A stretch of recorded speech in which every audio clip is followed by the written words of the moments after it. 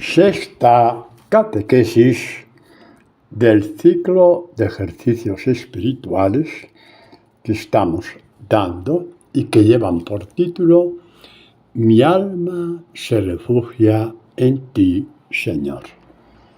Vamos a partir del Salmo 31. Os he dicho otras veces y lo repito, que los salmos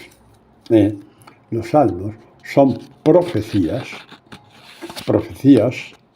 como dijo el Concilio Vaticano II, que reflejan o que se cumplen en el Mesías, en Jesucristo, y por extensión también a sus discípulos. Las experiencias de Jesús, de alegría, de gozo, de presencia del Padre, pero también de persecución y desprecio, y a veces hasta de angustia, evidentemente se cumplen también en nosotros. Y vamos a ver los salmos desde ese punto de vista. Y es por eso que los salmos son la oración más completa de la Iglesia. Aparte de su belleza, que es indudable, es porque son profecías acerca de ti. Son profecías acerca de mí. Y cuando las reconocemos como profecías, nuestra fuerza es mucho mayor, porque estamos en la onda del Hijo de Dios. Porque Jesús, en cuanto hombre que sufrió y lloró y se dobló de dolor, y hasta llegó, como quien dice, a decir al Padre, aleja de mí este cáliz, llegó a ese punto. La parte de la debilidad humana se elevó, se fortaleció, porque el Padre le daba la palabra. Es más, Él era la palabra del Padre. Él era y es la palabra del Padre, y así fue llamado en la iglesia primitiva. Qué bonito, ¿no? Para mí personalmente, no hay título mayor de Jesús que esta. Palabra del Padre. Padre, ¿qué le parece Cristo, Rey del Universo? Cristo, Rey del universo, me gusta,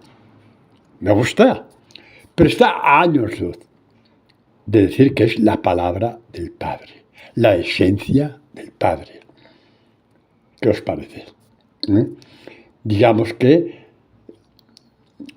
aparece Jesús como Hijo de Dios en su plenitud. Esta misma palabra es la que hace de nosotros Hijo de Dios. Esta misma palabra, esto para que veáis que un poquito, ¿por qué insisto yo tanto en la espiritualidad de la palabra?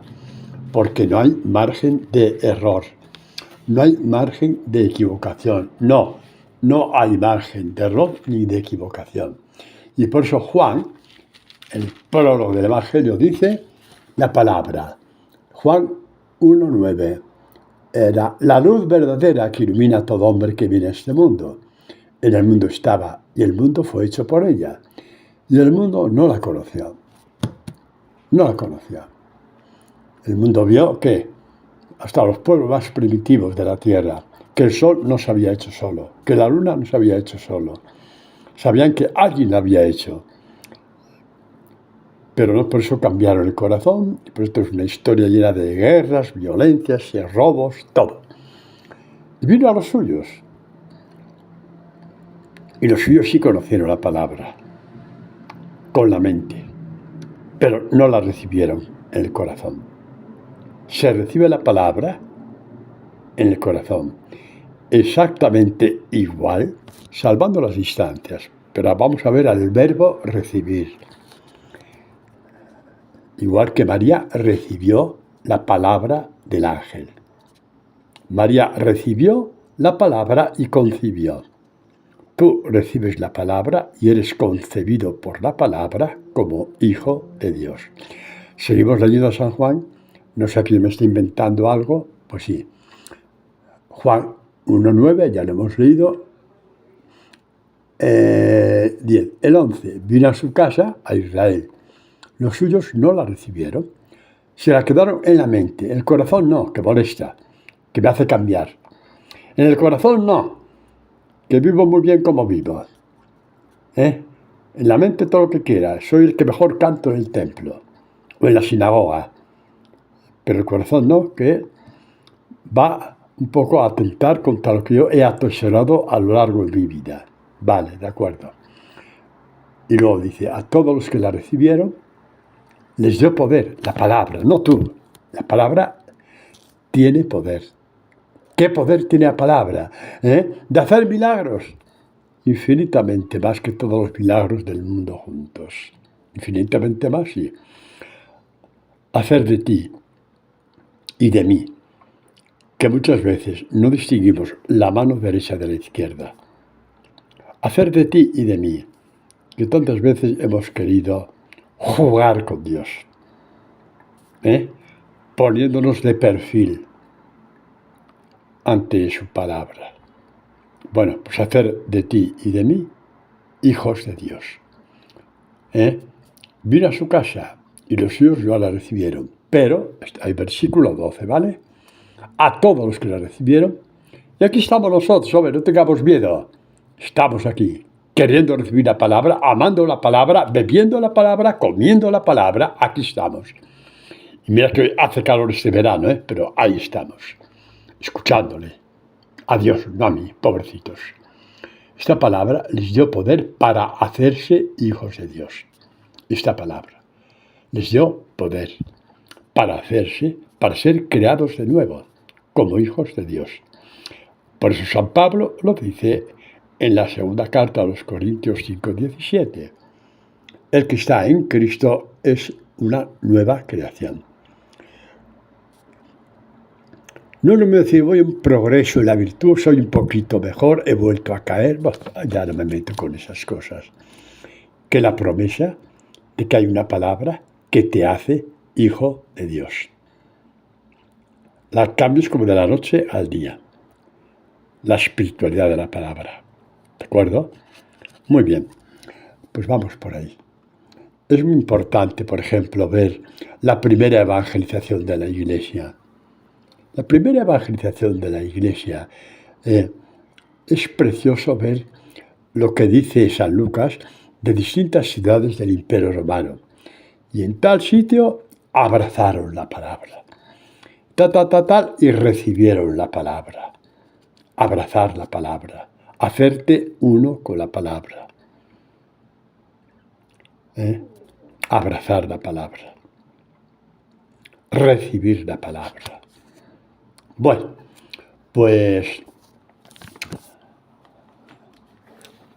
pasamos a refugiarnos en Dios. La palabra es el gran abrazo de Dios donde te puedes refugiar. Porque el mundo odia la palabra. ¿Por qué odia la palabra? Porque la palabra, digamos, pone en evidencia la sabiduría del mundo. Una sabiduría para ir tirando como podamos sin caernos del todo. Una sabiduría con los cimientos de paja. Y luego pues eso es lo que hay. Cimientos de barro. Y eso es lo que hay. Bueno, pues viene el salmista, que repito que son profecías, para enseñarnos a refugiarnos en Dios. Para enseñarnos a refugiarnos en Dios. Pues aquí está esta palabra que se cumple, Salmo 31, en Jesús y en nosotros. En nosotros sí, pero eso si tú quieres. El que entra en la espiritualidad de la palabra ya tiene el camino llano para que esta palabra se cumpla en él. Aquí tenemos un salmista que le vemos agobiado. Le miran de reojo, le miran por encima del hombro, porque se toma en serio la palabra de Dios y te miran así, un poco distinto a los demás, ¿no? Dice, en ti mi Dios me cobijo. Belleza infinita del salmo, de todos los salmos, en ti. Que yo no sea confundido. ¿Confundido de qué? De que me cobije en ti y todo sea mentira. Padre, no sea tan fuerte, no. Hay mucha gente que no confía en Dios y por eso no va al Evangelio. No sé qué el Evangelio le coja. Hay que cumplir con Dios lo que se pueda. Pero eso de convertiros al Evangelio, no, hombre, no. ¿Por qué? Pues porque no te fías del Evangelio. No te fías de que Dios te vaya a hacer justicia. Por ejemplo. Y mil cosas más del Evangelio que nos ponen de perfil. Cuando te pones de cara al Evangelio, aprendes poco a poco a cobijarte en Dios. En ti, mi Dios, me cobijo. No sea yo confundido jamás. A ver si resulta que todo es mentira. ¿Y cómo salimos de esta duda de si esto es verdad o es mentira? Entrando. Imagínate que te dice, han abierto un museo no sé dónde en un pueblo de mala muerte. Vete a saber de dónde. Un pueblo de 3.000 habitantes, que no hay ni carretera para llegar. Y por una serie de casualidades, de tal, de donaciones, en ese pueblo está el mejor museo de arte del mundo. Pinturas que ni siquiera el Museo del Prado, o el Museo del Louvre, o el Museo de la Gallery de Londres, o los de Estados Unidos, todos juntos no llegan ni a la 10ª parte de los cuadros que hay en ese museo, en un pueblo de 3.000 habitantes. De esculturas ya ni os cuento. Esculturas nuevas que han descubierto en los últimos años en excavaciones de 3.000 años de antigüedad. Están ahí. Y claro, hace falta narices para creerse eso. Pero mira por dónde un día paras en ese pueblo y ves un edificio majestuoso, pero no te lo crees. La única forma de salir de dudas, ¿cuál es? Entrando. Y cuando tú ves tantísimas salas con tantísimos cuadros y esculturas que superan todo lo que has visto hasta ahora, el Museo del Prado, el Museo del Louvre, o el Museo de Roma, o el Museo de la National Gallery de Londres, o de Nueva York, entonces dices, es verdad. El ejemplo parece un poco tonto, pero al 100% válido. Entra en el Evangelio y tú mismo tendrás que decidir si es mentira o es verdad. Lo verás tú. Si es mentira o es verdad de que Dios está contigo. De que Dios sale garante de cada paso que des del Evangelio. ¿Os acordáis de aquel joven tan bueno, que nunca había roto un plato? Nunca había roto un plato. Y oye hablar de Jesús de Nazaret, le ha oído hablar, uy, qué bonito, qué bonito. Es la guinda del pastel. La guinda, la obra perfecta. Ahora que sí que ya fabuloso. Y echó corriendo hacia él con la lengua afuera. Maestro, ¿qué tengo que hacer para heredar vida eterna? La pregunta es fabulosa. Qué bonita la pregunta, ¿no? Y el joven, los ojos en llamas. Uy, me va a dar una medalla de lo bueno que soy. Desde niño soy el hombre más bueno de la clase, de la familia. Era un tonto de las narices, pero él creía que era bueno. Ay, ¿por qué he dicho esto? Ay, no lo sé. El caso es que Jesús dice, vale, cumple los mandamientos. ¡Ay! ¿Qué mandamiento? No robarás, no matarás, honra a tu padre, no mentirás. Y el tipo saltaba con un niño de 5 años. ¡Ay, salto tras salto! ¡Lo he cumplido, lo he cumplido, lo he cumplido! ¡Qué maravilla, qué extraordinario! Y Jesús lo había hecho todos los mandamientos, menos el primero. Amar a Dios sobre todas las cosas. Dice, cuidado, no saltes. No saltes, hombre, que esto no es un circo. Empecemos por el primero y los demás ya vienen solos. Vende tu bienes y dalos a los pobres. ¡Uy! Echó a correr hacia atrás. Y de estos, ¿cuántos a lo largo de estos 2000 años? Padre, ¿quiere decir que eso que yo tengo que vender bien? Eso tienes que ver con tu criterio. Lo he dicho 1000 veces. No es lo mismo uno que se dedica, por ejemplo, a la vida religiosa y no necesita los bienes, y antes de entrar en la vida religiosa vende, lo da a los pobres y entra en la vida religiosa, ahí va a tener trabajo asegurado y sustento asegurado, en el mejor sentido de la palabra, cuidado, porque se trabaja en la vida religiosa. Yo soy religioso. Es decir, que no tiene que nadie depende de él. No hay una familia detrás, no hay una mujer y unos hijos que dependan de él, o un marido en el caso de la mujer. ¿Vale? Entonces, pues los que tenéis cargas familiares, por ejemplo, y a partir de ahí, lo que el Espíritu os diga, pues tenéis que ver un poquito el criterio evangélico. Esto no lo necesito y mis hijos tampoco. Vale, a los pobres. Tengo ahí una sortija que era de mi bisabuela, y a mi bisabuela se la dio el emperador Fernando Pérez cuando vino de visita a Madrid. Ella estaba en primera fila y se la regaló. Y la tenemos como el emblema de la familia. Pues nada, eso no me sirve, no hace falta, mis hijos van a comer con eso, la van a guardar igual que yo. Discretamente lo vendes, discretamente lo das. Lo habéis entendido ya. Con ese ejemplo ya habéis entendido todo. ¿De acuerdo? Bueno, ese joven evidentemente ni lo entendió ni lo quiso entender. Y lo peor que fue, que había oído a Jesús con una alegría enorme. Maestro, ¿qué tengo que hacer para heredar vida eterna? La alegría en la cara, en el rostro. Ya he cumplido todo, vale. Empieza por lo primero y se dio media vuelta y se fue triste. Es lo peor. Se fue triste. Os doy una buena noticia. ¿Por qué está puesto ese evangelio ahí? ¿Por qué? Pues para daros a entender todos que solamente desde la fuerza de la gracia de Dios se pueden entender ciertos pasos.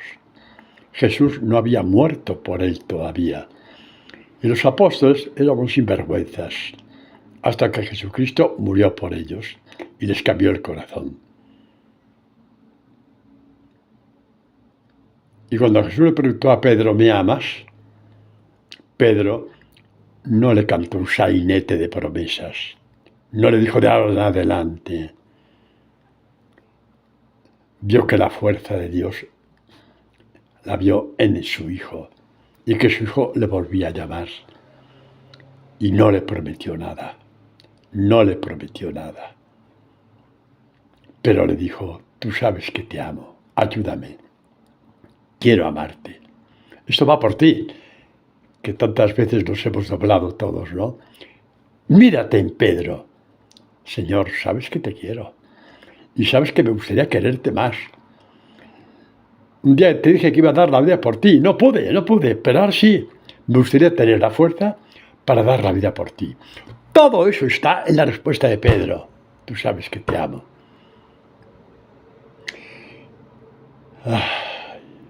¿Por qué respiro? Porque el amor de Jesús es infinito. Miró a este hombre débil y le dijo, apacienta mis ovejas. ¿Sabe lo que le estaba diciendo al decir a Pedro, apacienta mis ovejas? Le estaba haciendo recordar a Pedro las catequesis del buen pastor, capítulo 10 de Juan. El buen pastor da la vida por sus ovejas. Y Jesús le estaba diciendo a Pedro que ya tenía fuerza y poder para dar su vida por las ovejas que le iba a confiar. Y que al dar su vida por las ovejas que le iba a confiar, era porque estaba dando la vida por él. Este es Jesús. Así tenemos que verle. Así tenemos que verle. Sin el Evangelio nunca entenderemos nada. Y Pedro lo entendió. Podría seguir con Pedro, pero quiero ser fiel al tema de los ejercicios y seguir con este salmo, que dice, un hombre acorralado, sin fuerzas, desanimado. ¿Qué hago ya? ¿Qué hago? Ya no puedo ser fiel, ya no puedo ser fiel. Y de pronto un grito: en ti me cobijo, Dios mío. No sea yo confundido. No, dime que todo es verdad. Dame tu fuerza y sabré que eres verdad. Dame tu fuerza y saber que el Evangelio es vida eterna. Así es la oración de los discípulos. Esta es: tiende a mí tu oído, date prisa, óyeme, porque si me oyes, tendré tu fuerza. Porque tú no desoyes a quien te suplica, y más el que te suplica de esta forma, con el deseo de cambiar, con el deseo de cambiar. ¿Cambiar qué? El corazón. Sé para mí una roca de refugio. ¿Querías a Pedro otra vez? Se había apoyado en sí mismo y resulta que era todo barro y cayó. Y vemos a Pedro rezando ahora este salmo, que todos los judíos se saben los salmos de memoria, y comprendió todo. Jesús, sé tú mi roca de refugio. Y Jesús le dijo: ahí lo tienes, la roca de refugio. ¿Cuál? El Evangelio. Es mi roca de refugio. Vete, anuncia el Evangelio, que será tu roca, y harás de los que te escuchen, harás que ellos también tengan su roca de refugio, que es el Evangelio. La belleza infinita de ser discípulo de Jesús. Que nadie os robe esta alegría infinita. No vayáis detrás de fantasías, que nadie os la robe. No vayáis detrás de fantasías, que nadie os robe la roca del Evangelio, que es la roca de Dios. Y el salmista lo está anunciando 1000 años antes de la venida del Mesías. Porque David, autor de la mayoría de los salmos, y este concretamente es de David, es más o menos unos 1000 años antes de la encarnación del Hijo de Dios. Sé para mí una roca de refugio, un alcázar fuerte. Tú eres mi roca, tú eres mi fortaleza. Por el honor de tu nombre me guías, no me dejarás atrás. Por el honor de tu nombre me levantarás, sí, me levantarás por el honor de tu nombre, que lo dice también el buen pastor. El Señor es mi pastor, nada me falta. No, te tengo a ti, nada me falta. Te tengo a ti. Tú me darás todo lo que necesito. Tú, por prados de fresca hierba, me apacientas. La hierba fresca de las Escrituras que decía San Agustín. Me conduces hacia las aguas de reposo. Me guías por senderos de justicia. Por el honor de tu nombre. Aunque camine por medio de tinieblas, tú me conduces por el honor de tu nombre. Es decir, porque si no me conduces, todo es mentira. Tu nombre no es de fiar. Dios se expone con los salmos y te dice: te protegeré, te levantaré, te perdonaré por el honor de mi nombre. Y si no lo hago, mi nombre no sirve para nada. Os doy una buena noticia. Son 2000 años desde que Jesucristo murió y resucitó por ti y por mí. Y en estos 2000 años, millones de hombres y mujeres pueden decir: hemos alcanzado el discipulado por el honor de su nombre. Cuando no podíamos más, ahí estaba Él. Cuando nos equivocamos, ahí estaba Él. Cuando teníamos dudas, ahí estaba Él. Por el honor de su nombre. Porque cuando tú dices sí a Dios, ¿quién se compromete? ¿Tú con tu debilidad? El que se compromete es Él, que te dice: llegarás a ser mi discípulo por el honor de mi nombre. Si no, no tengo ningún honor. ¿Cómo llamó Jesús a los primeros apóstoles? Concretamente a Andrés y a Pedro. Marcos 1:16 o por ahí. Venid conmigo. Yo os haré llegar a ser pescadores de hombres. Yo os haré llegar a ser. Yo os haré llegar a ser mis discípulos. Yo. Pedro y Andrés no cambiaron. ¿En ese momento cambiaron? No. Pero creyeron lo suficiente para dejar sus barcas y sus redes y seguir a Jesús. ¿Fue el cambio de corazón? No. Fueron los primeros pasos. Y murieron mártires. La plenitud del pastoreo. Quiere decir que yo, por ejemplo, si no muero mártir, no alcanzo la plenitud.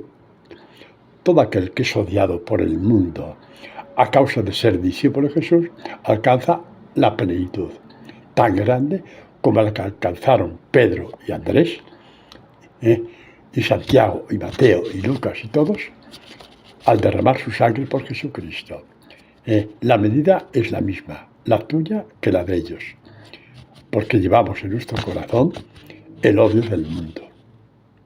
La Virgen María no murió mártir, pero una espada le atravesó el alma desde el principio. Es el martirio incruento que nos toca a todos y que está al mismo nivel que el martirio cruento de Pedro, crucificado boca abajo. ¿De acuerdo? ¿Vale la pena refugiarse en Dios? Pues ya me dirás tú, a mí sí me vale la pena. ¿Tengo miedo al sufrimiento? Pues claro que sí, soy una persona normal, ¿cómo no voy a tener miedo al sufrimiento? Si no tuviera miedo me tendría que llevar al psiquiatra, porque estaría loco de atar. Pero ante el sufrimiento se sobrepone la fuerza de Dios. Y esta es mi garantía. Fue la garantía de todos los mártires de la Iglesia, que tenían tanto miedo al sufrimiento como tú y como yo. Pero en el momento preciso apareció la fuerza de Dios. Cuando tiemblas por el mañana, por la razón que sea, no te dejes tentar. En ese momento tendrás la fuerza de Dios. Y con la fuerza de Dios, la sabiduría para saber qué tienes que hacer. No te dejes engañar por el mañana. Vive el hoy. Y el hoy es que amas el discipulado. ¿Tu gloria hoy cuál es? Que amas el discipulado. Tu gloria de hoy es que amas el discipulado. ¿Vale? Adelante, pues. Bueno, pues por ahí nos está llevando el Señor. ¿Qué significa en ti me refugio? Este salmo nos abre totalmente, ¿no? Los ojos. Nos abre los ojos. ¿Qué significa refugiarse en Jesucristo? Padre, yo tengo en mi casa un camión cisterna, de agua bendita, de no sé qué aparición, y me baño en ella. Me parece muy bien, haz lo que quieras. Pero báñate con la palabra del Evangelio, que saldrás mucho mejor, hombre. Báñate con el agua viva del Evangelio. Y lo otro también, si te gusta también. ¿Por qué no? ¿Quién soy yo para decir que no? Pero está a años luz de convertirte. Te convertirás con el agua del Evangelio. Es agua viva. Un agua viva. Un agua viva. Llena de vida. Llena de vida. Capaz de cambiarnos. Capaz de cambiarnos. Bueno. Vamos a ver también ese mismo contexto. Este salmista que nos dice, ¿qué nos dice este salmista? Ay, Dios mío. Dice este salmista, el Salmo 36, ¿vale? En que vamos a leer versículos del 8 en adelante. Dice el salmista, Dios mío, qué precioso es tu amor. Qué maravilla, ¿no? Si esto de Dios mío, qué precioso es tu amor, y detrás no viene nada, pues queda como un titular de empresa. Compre mis zapatos que son los mejores del mercado. Si es solamente un titular, Es como la propaganda de una empresa. Compre mis zapatos. Están tejidos con hila de Pensilvania. Vete tú a saber dónde queda eso. Son los mejores del mercado, cómprelos. Ahora vamos a ver que detrás del titular viene la catequesis. Pues dice el salmista, ¿por qué es precioso su amor? Lo dice el salmista. Dice, por eso los hijos de Adán, o sea, los hombres, el que quiere, el que te busca de verdad, se cobijan a la sombra de tus alas. Hay problemas en la vida, sí, pero se cobijan a las olas, a la sombra de tus alas. Tienes decepciones, muchas, pero tú te cobijas a la sombra de sus alas. Tienes desengaños de todo tipo. Aquella persona que te fiabas, resulta que te ha traicionado. Y ha inventado cosas sobre ti que no son verdad. Y aunque fueran verdad, ¿quién es él para sacar tus trapos sucios de tu vida? ¿Quién es él? Te has desengañado. A veces habéis comido juntos, pero ¿qué ha pasado?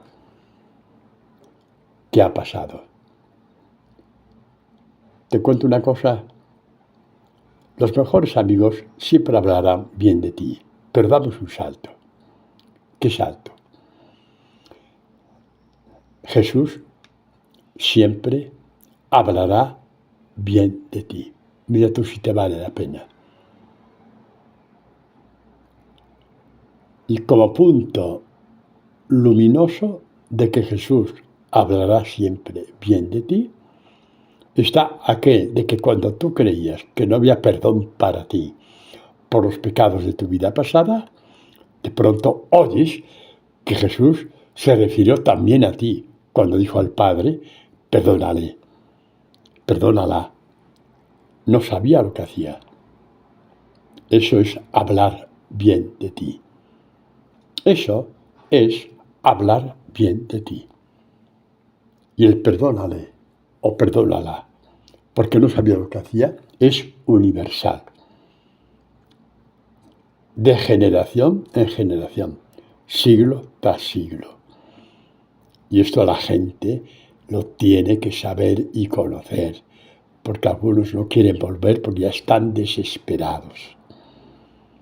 Es más, se creen incapaces de cambiar.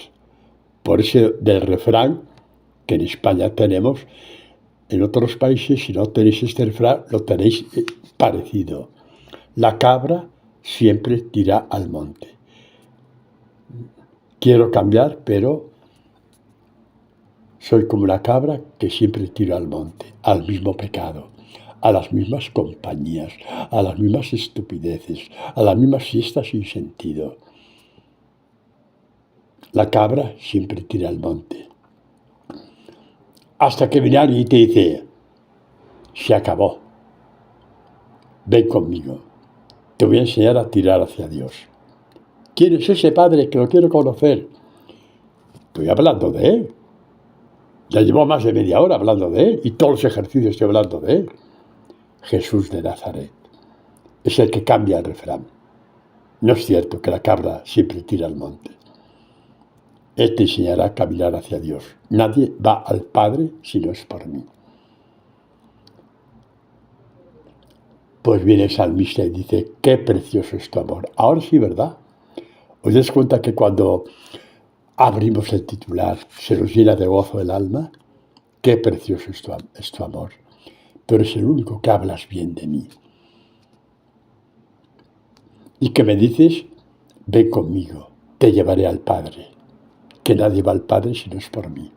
Juan 14:6, por si acaso lo queréis ver. Que no, que yo no me invento las cosas. No me invento las cosas. Pobre de mí si yo jugara con el Evangelio, haciendo decir al Evangelio a Dios cosas que Él no ha dicho. Pobre de mí, qué miserable sería yo, y qué estúpido y qué necio. Bueno, Antonio, basta de insultarte que se está riendo.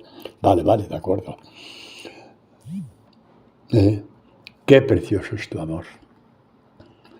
Por eso los hijos de Adán, a la sombra de tus alas se cobijan. Cobíjate a la sombra del Evangelio. cobíjate a la sombra de la palabra. Y ahí déjate llevar. ¿Sí? Déjate llevar. Déjate llevar. Llévate la mano al corazón. Inclina tu cuerpo entero, como quien quiere vivir abrazado a Dios. A la sombra de sus alas, cobíjate en un abrazo eterno que empieza ya en esta tierra, en este mundo. ¿Quién nos dijo que Dios era aburrido? Que hay que aguantar a Dios, que hay que aguantar la misa, que hay que aguantar la oración. Aguanta oración quien no sabe orar, y por eso llega un momento que se cansa. Y a lo mejor lo sigue haciendo porque le han prometido esto, porque habló no sé quién esto, porque lo otro, porque tal promesa. Vete al Salmo y cobíjate en Dios. Él te enseñará a rezar, sin mirar el reloj. Y continúa el salmista diciendo, se sacian de la abundancia de tu casa. Es precioso esto. Los que se cobijan a tu lado, los que se refugian en ti, ya no solamente que están fuera de peligro, es que se sacian de ti. Se sacian de ti, de la abundancia de tu casa.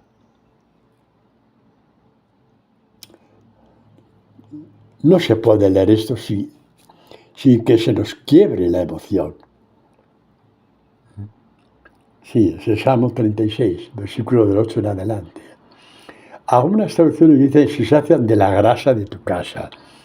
Mira, es una traducción pobre y nefasta, porque el original, que he tenido acceso al original, dice, se sacian de la abundancia de tu casa. Y la abundancia de tu casa significa, en el sobreentendido, la abundancia de tus bienes. La abundancia de tus bienes, la paz del alma. La paz del alma. Los ojos limpios para orar.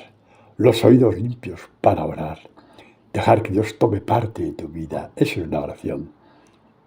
Que entre en tu vida. Les haces de la abundancia de tu casa. Abundancia de bienes. En el torrente de tus delicias los abrevas. Torrente de delicias. No es el agua medida vasito a vasito. Torrente inagotable de delicias. En ti está la fuente de la vida. En ti. Y en tu luz vemos la luz. ¿Os traduzco esto? ¿Qué significa en tu luz vemos la luz? ¿Os lo traduzco? Pues, si queréis lo traduzco, pero lo tenéis ya en el Evangelio. ¿Sí? Pues claro. Además lo hemos leído antes. La palabra es la luz verdadera que viene a este mundo. Y los salmos hablan muchas veces, la luz del rostro de Dios. ¿Ya? ¿Habéis movido bien las piezas? ¿Os casan las piezas? ¿Todavía no? ¡Ay, qué paciencia, Dios mío! Ay, menos mal que Dios tiene paciencia conmigo y por eso no me voy a quejar. En la luz de la palabra ves la luz del rostro de Dios. No es invento del padre Antonio Pavía. Todo está en la Escritura. Buscamos la luz de tu rostro, dicen tantos salmos en el Antiguo Testamento. Y viene Dios y dice, yo soy la luz del rostro de Dios. Yo soy la luz del mundo. La palabra es la luz verdadera. ¿Qué os parece? ¿Qué os parece? Si vale la pena ir al Evangelio. Ahí está todo lo que queréis. Todo. Y las demás promesas, bueno, ve tras ellas. Pero yo me fío de las promesas que salen de la boca de Dios. Y las promesas que salen de la boca de Dios, solamente la Iglesia certifica desde el punto de vista de la fe que las promesas que han salido de la boca de Dios están en el Antiguo y en el Nuevo Testamento, es decir, en su palabra. ¿De acuerdo? Si quieres ir por otro camino, adelante. Pero yo no me muevo, porque Dios siempre me ha garantizado la luz de su rostro, incluso cuando ha habido agujeros en mi vida, que por cierto me han hecho mucho bien, porque han propiciado que Dios viniera a buscarme y me levantara y aumentara mi fe. Refugiarse en Dios, Dios mío. Refugiarse en Dios. No nos dejemos engañar. No nos dejemos engañar. En ti está la fuente de la vida. Y en tu luz vemos la luz. La luz del rostro de Dios. Vamos a ir ahora a un milagro de Jesús. El Padre Antonio hablando de milagros. ¿Por qué no? ¿Sabéis por qué lo digo? Porque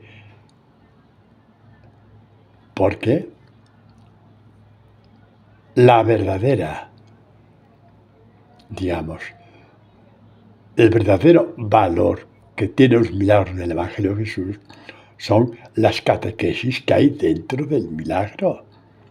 Te quedas con el milagro, te quedas sin nada. ¡Hala! Pues sí. Tenía 3 dedos en una mano y le salieron 5. ¡Hala! ¡Qué maravilla! Ya puedo ir a fútbol y aplaudir con la mano. ¡Hala! Y de ahí no pasamos. No, a mí se me ocurre cada cosa. ¡Ay, Dios mío! Esto de aplaudir el fútbol. ¡Ay, Señor, ten piedad de mí! Menos mal que se ríen un poco. También me río yo, así que... Pero vamos a ver el milagro de un joven, de un ciego de nacimiento. Las catequesis que hay en este milagro pueden ser 20, 40, 80 y 1000. Así es, no exagero, no exagero. Eso lo sabía muy bien la Iglesia primitiva y lo vivía. Bueno, pues el capítulo 9 de Juan, es que no nos queda tiempo suficiente, si es que no me desvío como de costumbre, Si es que no me desvío como de costumbre. Jesús pasa y ve a un ciego, y ve al ciego y tal, ya pregunta a los apóstoles, Oye, está ciego, ¿qué pasó? ¿Qué pecado hizo? ¿Pecó él? ¿Pecó sus padres? Siempre buscando tonterías, siempre. Dios la ha castigado. No, pecaron sus padres y castigó al hijo. Vaya Dios, que pecan los padres y castigan al hijo. Pero bueno, ¿pero de qué vais? ¿Qué Dios es ese? Es un Dios de cartón. Es vuestra fantasía. Y Jesús, con paciencia infinita de estos hombres, la misma que tiene que contigo y conmigo, cuando hablamos cosas parecidas, dice, ni pecó él ni sus padres. No tiene que ver nada con el pecado. Es para que se manifiesten las obras de Dios. En el capítulo anterior, capítulo 8 de Juan, había dicho, yo soy la luz del mundo. Y todos están ciegos. Yo soy la luz para los ciegos. ¿Ya veis la catequesis por dónde va? Juan 8:12. A ver, ¿dónde queda esto? Juan 8:12. Yo soy la luz del mundo. El que me siga no caminará en tinieblas. Tendrá la luz de la vida. Y aunque no lleves lentes o gafas, y veas perfectamente, al 100%, una vista prodigiosa, privilegiada, como no tengas luz de la vida, estás ciego. Y aquí viene la catequesis de este milagro, parte de la catequesis, porque sale muchos manantiales catequéticos de este evangelio. Bueno, Jesús coge a este hombre y le dice, mira lo que hace Jesús, escupe en la tierra, coge un poquito de tierra y hace una bolita de barro. ¿Qué hace Jesús? Escupe, uy, qué asco. Coge una bolita, hace una bolita de barro, como cuando éramos pequeños jugábamos en el colegio, ¿no? A las bolas, lo mismo. Y luego va y se lo planta en los ojos a este hombre. Ay. vete a lavarte a la piscina de Siloé. El ciego seguramente que fue echando una letanía detrás de otra. ¿Pero será lo que me hace ese tío? Me llena de porquería los ojos, que hasta me pica y me escuece, y que me vaya a lavar. Pues claro que me voy a lavar si me están doliendo los ojos con que le ha metido el tío ese en los ojos. Se lavó y se curó la ceguera. ¡Qué catequesis más bonita! ¿Sabéis el gesto de Jesús por dónde va? Os lo digo. Primero, la saliva. La saliva es símbolo de la palabra. Por ejemplo, un hombre que por una enfermedad bucal no segrega saliva no puede hablar. La saliva es lo que nos permite articular palabras, y sílabas y todo lo demás. Sin saliva llega un momento que no puedes hablar. Y el barro es la imagen de Adán y Eva que llevas dentro de ti, el barro. El pecado original también. Todo esto significa el barro. O sea que la palabra de Dios en tu barro y volvió viento.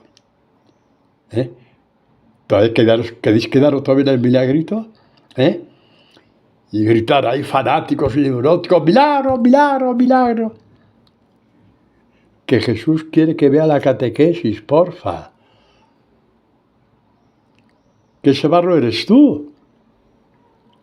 Y la saliva te la da Él, la saliva de Jesús, su palabra, su evangelio. ¿Os das cuenta de la belleza infinita de la catequesis? Hubo milagro, claro que hubo milagro. Pero si te quedas en milagro, no te has enterado de la catequesis. Pues ya va por ahí. Bueno, era una maravilla, ¿pero qué? ¡Ay, Dios mío! Los fariseos, que ya la tenían tomada con Jesús, que llegaron... Mira, cuando uno lleva la mentira dentro, la mentira puede con él. Cuando uno lleva la mentira dentro y no combate la mentira puede con él. Hasta el punto de que cuando Jesús hacía milagros, por ejemplo, curar endemoniados y leprosos y todo aquello, los fariseos, por no dar su brazo a torcer, decían que lo hacía por el poder de los demonios, porque estaba endemoniado. La mentira lleva a eso. ¿Cuántas veces tú has justificado tus pecados con mentiras parecidas? O simplemente con mentiras. Es que como me ofendió, es que como me tentó, es que como me invitó a su casa, es que como... A ver, si justificas tus pecados, Dios no puede hacer nada por ti, porque ya te estás tú perdonando a ti mismo. A ver hasta dónde llegas así. La prueba de que Dios nos quiere es su perdón. Déjate perdonar por Dios, llamando al pan, pan y al vino, el vino. 2 y 2 son 4. No es que 2 y 2 son 5 como tú quieres. Y los fariseos no dieron el brazo a torcer, mentira sobre mentira. Y ya tuvieron la carta en la mano para despreciar a Jesús. Ha curado en un sábado. La madre que los trajo al mundo. Ay, perdón, ¿lo he dicho ya? Va, ya está dicho, sí. ¿Cómo es posible? ¿Cómo es posible? O sea que en Israel un campesino puede llevar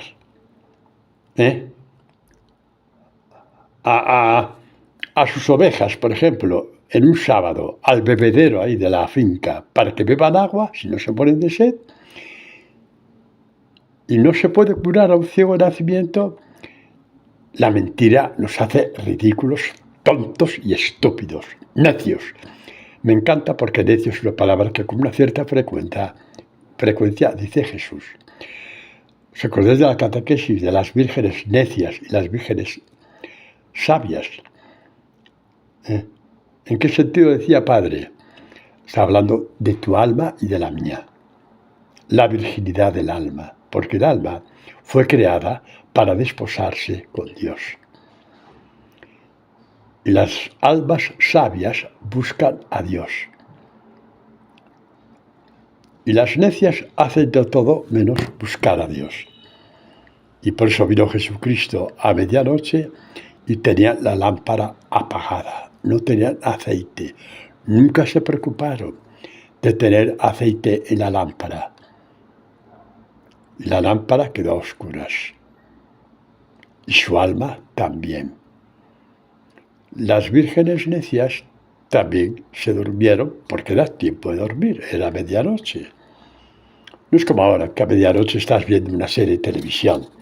En aquel tiempo no había televisión, ya a las 8 ya estaba todo el mundo durmiendo. Pero oyeron la voz del esposo, se levantaron y echaron aceite en sus lámparas y sus almas. La lámpara es el alma. Y el Señor los abrazó, les acogió. Es un evangelio precioso. Bueno, pues estos fariseos dijeron que Jesús estaba endemoniado porque no respetaba el sábado. Era más importante dar de beber a una oveja, un campesino, eso sí se podía hacer, o a una vaca, que curar a un ciego nacimiento. A esas estupideces y bobadas nos lleva la lejanía del Evangelio. Si yo os contara, Dios mío, cosas que me han hecho casi llorar. De ver gente aparentemente buena, pero tan cortos de mente, porque no se dejaron ampliar la mente por Jesús y su Evangelio. Porque lo primero que hace el Evangelio es aumentar la capacidad de tu corazón. Y al aumentar la capacidad de tu corazón, se amplía al mismo tiempo tu mente y sabes escoger. El caso es que los fariseos, digamos, dijeron, por aquí no pasamos. Y problemas para este hombre por haber encontrado a Jesús. ¿Os suena, verdad? ¿A que os ha pasado lo mismo? Si Jesús lo dice, el mundo os odiará. El caso de este hombre, de este ciego, tremendo. Sus padres no quisieron saber nada de él. Los fariseos preguntaron a Jesús, al ciego de nacimiento, oye, ¿y este hijo era ciego de verdad o hay una simulación ahí? Y los padres no quisieron saber nada. ¿Por qué? Porque habían dicho los fariseos que si alguien reconocía a Jesús como el Mesías, era expulsado de la sinagoga. Expulsado de la sinagoga era ser expulsado de la vida social de Israel, expulsados del pueblo elegido. Y por lo tanto, se pusieron de perfil incluso para decir la verdad respecto a su hijo. No quisieron problemas. ¿Nos suena eso también, no? No quisieron problemas. Para abreviar un poco la cosa, a un cierto momento los fariseos se metieron con el pobre ciego que ya veía y le echaron. ¿Os imagináis al ciego? Vamos a imaginarnos algo, ¿no? Sentado ahí, en el suelo, en la plaza del pueblo, maldiciendo su suerte. Soy un apestado. No me aprecian, no me quieren en la sinagoga. Mis padres no quieren saber nada de mí. Mis amigos tampoco. ¿De qué me sirve a mí que me hayan devuelto la vista si no tengo a quién acudir? No tengo en quién refugiarme. Si mi vida ya no vale nada. ¿Precioso? Sí. Porque Jesús vino a su encuentro para decirle, refúgiate en mí, hombre, que he sido yo el que te ha abierto los ojos. Refúgiate en mí. Tus padres no quieren saber nada de ti. Yo sí quiero saber de ti. Los fariseos no quieren saber nada de ti. Yo sí quiero saber de ti. Tus amigos no quieren saber de ti. Yo quiero saber de ti. Es una imagen preciosa del discipulado. Que nos pase lo que nos pase, Jesús siempre quiere saber de ti. Os leo el texto porque es precioso. Nos quedan 5 minutos. A ver si no me enrollo. Bueno, hemos quedado en que los fariseos le echaron fuera. Es el capítulo 9, hemos visto antes. Los fariseos dijeron al ciego nacimiento, tal, has nacido todo entero en pecado. Ya perdieron los estribos, se volvieron locos. Le llaman pecadores a este hombre porque le han curado. Esto es lo último ya. Le echaron fuera. Jesús se enteró de que le habían echado fuera. Jesús se entera de todo lo que te pasa. De cuando te hacen el vacío por ser discípulo suyo. Te hacen el discípulo. Y lo notas. Ya no te acogen como antes. Lo notas hasta en tu propia familia. Y a veces te da esa impresión de soledad como la del ciego. Veo, pero ¿para qué quieres que vea si no tengo a dónde ir? Y Jesús dijo, yo sí tengo dónde ir. Voy a ir donde ti. Mirad qué bien que lo dice Juan. Dice, le echaron fuera. Jesús se enteró, qué bonito. Se enteró de que le habían echado fuera. Igual que se entera de todo lo que te pasa a ti. Ya, deja de balbucir bobadas. Se entera de todo lo que pasa a ti. Y más si es por ser discípulo de Jesús. Y encontrados con él le dijo, tú que eres el Hijo del Hombre. Uno de los nombres del Mesías, dado por Daniel, el profeta Daniel. Y el ciego dijo, ¿quién es, Señor, para que crea en él? Jesús, ¿me permitís una bromita? Sí, da tiempo. Soy el que te manchó los ojos con barro y mi saliva. Pero no. Ya, dicha la broma, seguimos adelante. Dice, ¿le has visto? Soy yo, el que está hablando contigo. Y el ciego le adoró. Dijo, creo, Señor. Y se postró ante él. Adorar a Dios en espíritu y en verdad. Se postró ante él. El que está hablando contigo. El que te parte la palabra. Eso es para ti hoy. Cuando Dios te parte la palabra, está haciendo contigo lo mismo que hizo con el ciego. El que está hablando contigo. Cuando entiendes ese salmo de laudes, que nunca habías entendido ese versículo, y hay algo en tu interior que se exulta de alegría porque has entendido algo en ese partir la palabra, es Jesús que está hablando contigo. Por eso todo está ahí. Mira la palabra 1000 veces y Él te enseñará a partir la palabra. Verás conexiones que nunca habías visto en un mismo texto. Leerás el salmo que dice, sálvame, Señor, que ya no hago pie, que las aguas me llegan hasta el fondo, sálvame, Señor. Y nos lleva a Pedro, hundiéndose en las aguas, sálvame, Señor. Eso es partir la palabra. Tendrás miles y miles de conexiones. Ama el Evangelio y el Señor te dará estas conexiones. Y aprende a refugiarte en Dios. Porque cuando tú creas que refugiarte en Dios ha sido mal negocio, Él se acercará a ti y te dirá, ánimo, yo seguiré hablando contigo. Refúgiate en mí. Queridos, dad conmigo gracias a Dios por esta catequesis que no sé si a vosotros os habrá conmovido. A mí sí, porque sé de dónde ha venido. Amén.